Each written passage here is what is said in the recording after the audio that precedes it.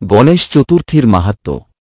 গণেশ পুজো ভারতের সর্বত্র অনুষ্ঠিত হলেও মহারাষ্ট্র, মধ্যপ্রদেশ, গুজরাট, কর্ণাটক, তেলেঙ্গানা, তামিলনাড়ু, অন্ধ্রপ্রদেশ ও তেলেঙ্গানা রাজ্যে বিশেষ উৎসাহ উদ্দীপনার সাথে মহোৎসব আকারে আড়ম্বরপূর্ণভাবে পালিত হয়। বাংলায় গণেশ এক অত্যন্ত জনপ্রিয় দেবতা।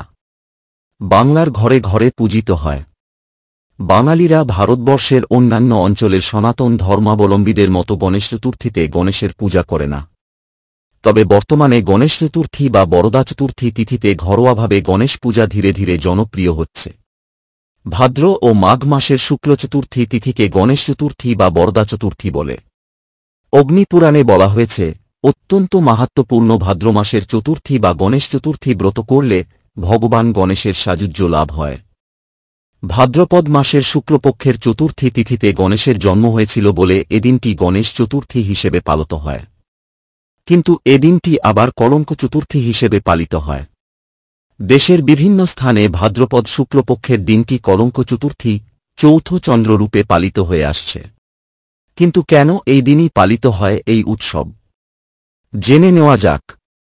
পৌরাণিক কাহিনী অনুযায়ী গণেশের এক রূপ দেখে চন্দ্র তাঁর উপহাস করেন।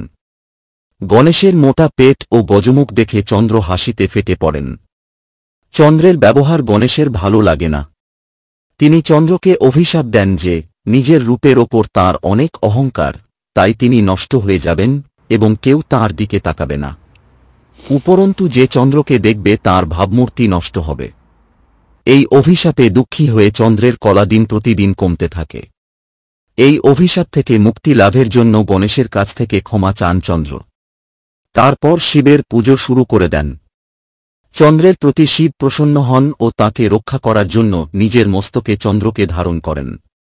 শিবের পরামর্শে চন্দ্র ফের গণেশের পুজো করেন।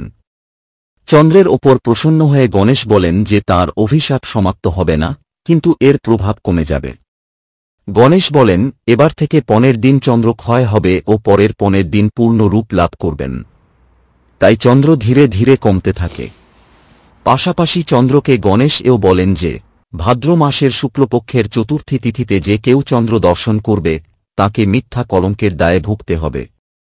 অন্যান্য দিন তাকে দেখলে কোনো কলঙ্কে ভুগতে হবে না। এ কারণে গণেশ চতুর্থীর দিনে চন্দ্র দর্শনকে নিষিদ্ধ মনে করা হয়। ভিডিওটি ভালো লাগলে লাইক, কমেন্ট ও শেয়ার করুন আর নিয়মিত আপডেট পেতে চ্যানেলটিকে সাবস্ক্রাইব করুন এবং বেল আইকনে গিয়ে ক্লিক করুন।